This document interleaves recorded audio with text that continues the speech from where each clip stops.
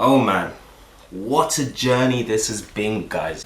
As you guys can probably tell from the title, I'm looking for a new credit card, guys. So where did I leave you guys last week? Oh yeah, that's right, I left you at the next influencers that could affect the credit card that you're gonna get. I'm guessing you guys are liking all these credit card gems that I'll be dropping on you guys. Yeah. And no, if you're just watching this series for the first time, guys, and you haven't seen the previous 3 episodes, I suggest you pause this one and watch them. I'll leave a link here for you guys to do that. You don't want to miss out on any of this stuff. You know what you're watching. DS Learning Finance. Whoa. And the next fee that I want to shed some light on with you guys is the returned payment fees. This is the typical scenario where you bounce a payment on your credit card. In other words, you ain't got enough money in your debit account to pay your credit card bill.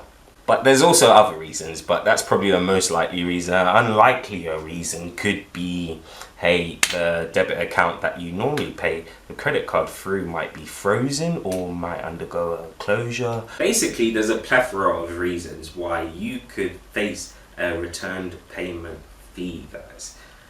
But the outcome is the same. Yeah, the credit card company is likely to make you pay more. Sorry. And just to like rub some salt on an already open wound, yeah, credit card companies are notorious for having the highest return payment fees amongst all credit lenders, guys. So basically, you give them a hand and they want to take the whole arm off, yeah. The trick here is just don't give them a hand in the beginning. Don't give them an opportunity to charge you more, guys. And the number one tip I suggest with doing that is actually setting up a direct debit. So important, guys. But be warned, guys, even if you may have a direct debit set up and you may have enough money in your account to pay off the credit card bill each and every month, yeah, there's still a possibility, a very good possibility, well, not very good, very low possibility, but still a possibility nonetheless, yeah, that you can still miss a payment with a credit card bill. I can probably think of one example, guys, but there are others, yeah. Extremely unlikely, but it's a possibility, yeah. Let's say, for example, the debit account that you normally pay your credit card bill through, yeah, has had some recent fraudulent activities. What that can force your bank to do is actually freeze your account, guys. So they can freeze your account, and let's say that happens to be the day that the direct debit's taken out of your out of that account to pay off your credit card bill.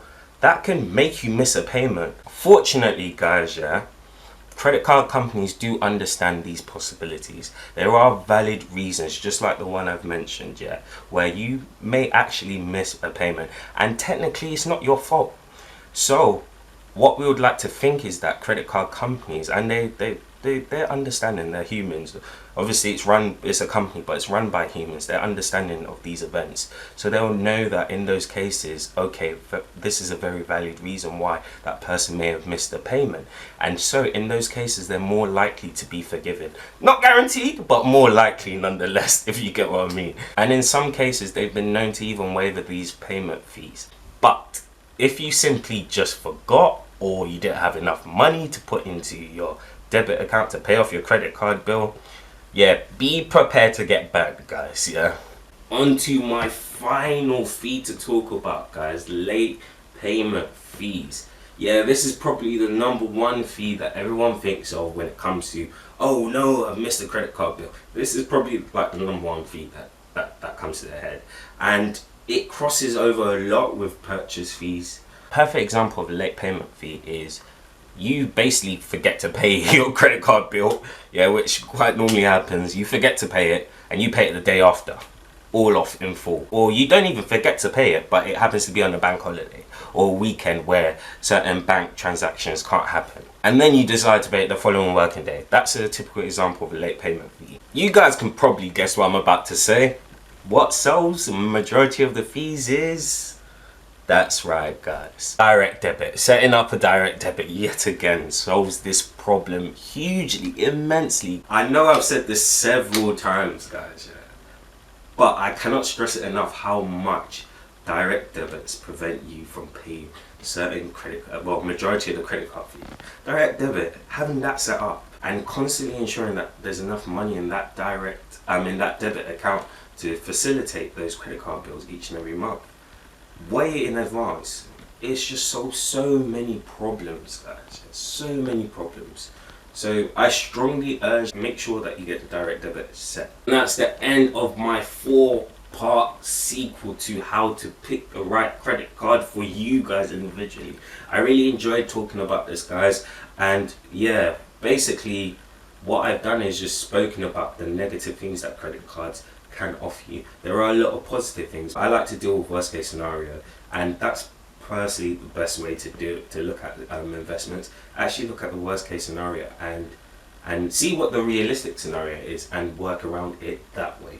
So now you guys know what all of the fees are, well, majority of the fees are, the popular ones that credit cards are subject to, and you know what each of them individually do. So it's important that you guys find what credit cards are suitable for you. See, one credit card may focus heavily on foreign fees. Maybe they're waived when it comes to using that credit card. Whereas another credit card might actually put a huge amount of foreign fees on, but then put a low amount of, let's say, late payment fees, yeah. It, depending on what type of purpose you're using those credit cards for, can determine which credit card is actually best for you guys. Select what's the best credit card for you. Understand your scenario, find what you're looking to use the credit card for, and stick to that one thing, I would say. I hope you guys enjoyed this video. I hope you guys enjoyed the 3 previous videos, sequels to this one, yeah. And have a good day, guys, because now you can find the right credit card for yourself.